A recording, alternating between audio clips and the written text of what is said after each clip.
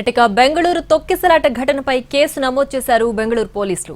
RCB యాజమాన్యం, Karnataka cricket association, event management కంపెనీని నిందితులుగా చేర్చారు. న్యాయ విచారణలో భాగంగా ఇప్పటికే వారికి నోటీసులను జారీ చేశారు అధికారులు. అయితే ఈ ఘటనతో తమకు సంబంధం లేదని అంటోంది ఆర్సీబీ యాజమాన్యం. అయితే ఫ్రీ టికెట్ అని చెప్పడం వల్లే జనం లక్షలాదిగా తరలివచ్చారని సమాచారం.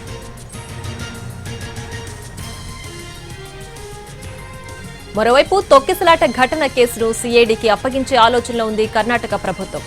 అలాగే హైకోర్టులో స్టేటస్ రిపోర్ట్ను ఫైల్ చేసింది.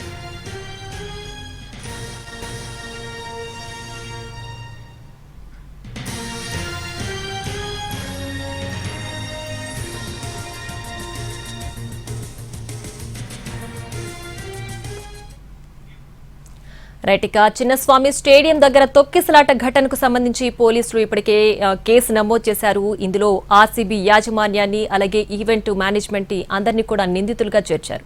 దీనికి సంబంధించి పూర్తి డీటెయిల్స్ అందించడానికి మా ప్రతినిధి కార్తిక్ బెంగళూరు నుంచి లైవ్ లో అందించడానికి సిద్ధంగా ఉన్నారు. కార్తిక్, చెప్పండి, నిన్న జరిగిన తొక్కిసలాటకు సంబంధించి ఇప్పటికే పోలీసులు కేసు ఫైల్ చేసినట్లుగా సమాచారం అందుతోంది. ఏంటి పూర్తి డీటెయిల్స్ దీనికి సంబంధించి?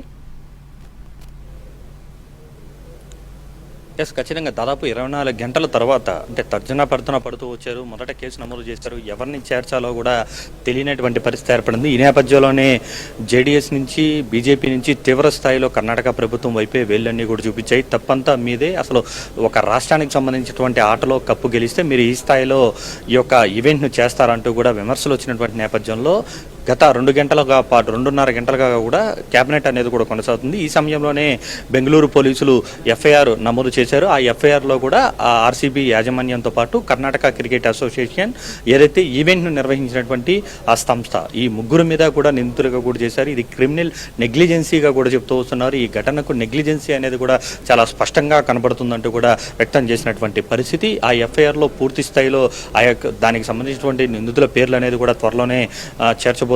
మరోవైపు మెజిస్టేరియల్ ఎంక్వైరీకి సంబంధించినటువంటి నోటీసులు అనేది కూడా ఆయా యాజమాన్యాలు ముగ్గురికి కూడా, ఏదైతే నిర్వహించినటువంటి ఈవెంట్ నిర్వహించినటువంటి నిర్వాహకులకు, ఆర్సీబీకి, మరోవైపు కర్ణాటక క్రికెట్ అసోసియేషన్, వీళ్ళు ముగ్గురికి కూడా ఇవ్వడం కూడా జరిగింది. ఉదయం నుంచి జరుగుతున్నటువంటి పరిణామాల నేపథ్యంలో కొద్దిసేపటి క్రితం మాత్రం బెంగళూరు పోలీసులు చాలా కీలకమైనటువంటి నిర్ణయం అనేది తీసుకున్నారు.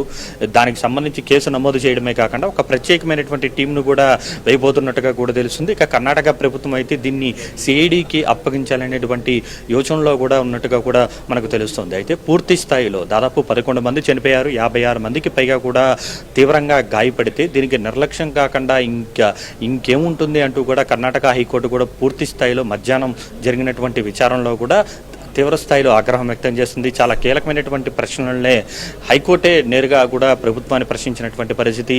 అంబులెన్స్లు ఎందుకు లేవు, 21 గేట్లను ఎందుకు ఓపెన్ చేయలేదు, ఇతర చాలా సున్నితమైనటువంటి అంశాలను కూడా హైకోర్టు చాలా సూటిగానే ప్రభుత్వాన్ని ప్రశ్నించినటువంటి పరిస్థితి. సో ఈ నేపథ్యంలో జరుగుతున్నటువంటి పరిణామాల నేపథ్యంలో చాలా వేగంగానే ప్రభుత్వం స్పందించిందనుకోవాలి. ముగ్గురిని కూడా నిందితులుగా కూడా పేర్కొంటూ కూడా ఎఫ్ఐఆర్లో నమోదు చేసినటువంటి నేపథ్యంలో పూర్తి స్థాయిలో దీని దర్యాప్తు అనేది కూడా జరుగుతుంది. మరోవైపు మెజిస్టేరియల్ విచారణ అనేది కూడా మరొక వైపు 15 రోజుల్లో లోపు కంప్లీట్ చేయాలనేటువంటి ఉద్దేశంతో కూడా ఆ దిశగా కూడా దర్యాప్తు కొనసాగుతుంది. సో ఒకవైపు న్యాయపరంగానూ, మరొక వైపు పోలీస్ శాఖ పరంగానూ కూడా ఈ యొక్క విచారణ అయితే కొనసాగుతుంది. మరోవైపు కర్ణాటక హైకోర్టు కూడా సుమోటోగా కూడా దీన్ని కేసు నమోదు చేయాలంటూ ఆదేశాలు జారీ చేసింది. స్టేటస్ కో రిపోర్ట్ అనేది కూడా మంగళవారం లోపు సబ్మిట్ చేయాలి. దానికి సంబంధించి మంగళవారం దానిని పరిశీలన చేస్తామని కూడా చెప్పినటువంటి పరిస్థితి. సో ఇంత స్థాయిలో ఒక ఈవెంట్కు ఆనందంతో జరుపుకోవాల్సినటువంటి వేడుకను ఆర్తనాదాలతో, వారి యొక్క చనిపోయినటువంటి వారి కుటుంబ సభ్యుల వేదనతో జరుపుకోవాల్సినటువంటి పరిస్థితి ఏర్పడింది. దీనికి అంతటికీ కారణం ఎవరు అనే ప్రశ్న మాత్రం ప్రస్తుతం పెద్ద ఎత్తున జరుగుతున్నటువంటి వేళ బెంగళూరు పోలీసులు చాలా వేగంగానే అడుగులు వేశారు. అయితే చనిపోయినటువంటి వాళ్ళందరూ కూడా చాలా సామాన్య మధ్యతరగతి ప్రజలని చెప్పుకోవాలి. అందరికీ కూడా 40 ఏళ్ళు లోపలే ఉంటాయి. ఒక పాపకైతే 14 ఏళ్ళు ఉంటుంది.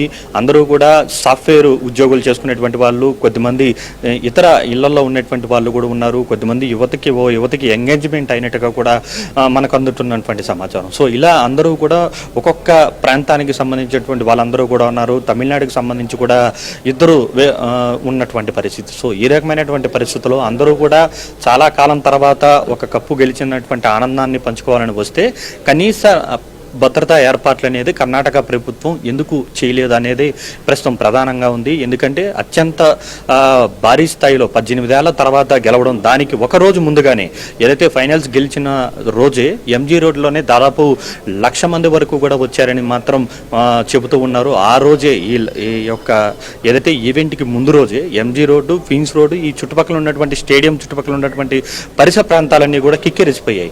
సో ముందు రోజే ఆ స్థాయిలో వస్తే దాని తర్వాత ఏ స్థాయిలో వస్తారు, ఇంటెలిజెన్స్ వైఫల్యం అనేది కూడా చాలా స్పష్టంగా కనపడింది. దానికి తోడు అనుమతుల విషయంలో కూడా ఆర్సీపీ వేసినటువంటి ట్విట్ల విషయంలో కూడా ప్రస్తుతం దుమారం చెలరేగుతున్నటువంటి నేపథ్యంలో దాని మీద కూడా విచారణ చేపట్టబోతున్నట్టుగా కూడా తెలుస్తుంది. ఓవైపు ట్రాఫిక్ పోలీసులు అనుమతి లేదు అని చెప్పిన తర్వాత ఖచ్చితంగా పరేడ్ ఉంటుంది, ర్యాలీ ఉంటుందంటూ కూడా ఆర్సీబీ అఫీషియల్గా ట్విట్టర్లో అయితే ఎక్స్లో పోస్ట్ పెట్టినటువంటి పరిస్థితి. అసలు ఎందుకు అలా పెట్టాల్సి వచ్చింది, అనుమతి వారికి అలా పెట్టడానికి ఎవరిచ్చారనే వాటి మీద కూడా ఎంక్వైరీ చేసేటువంటి అవకాశం ఉంటుంది. ప్రియా. Right Karthik, thanks.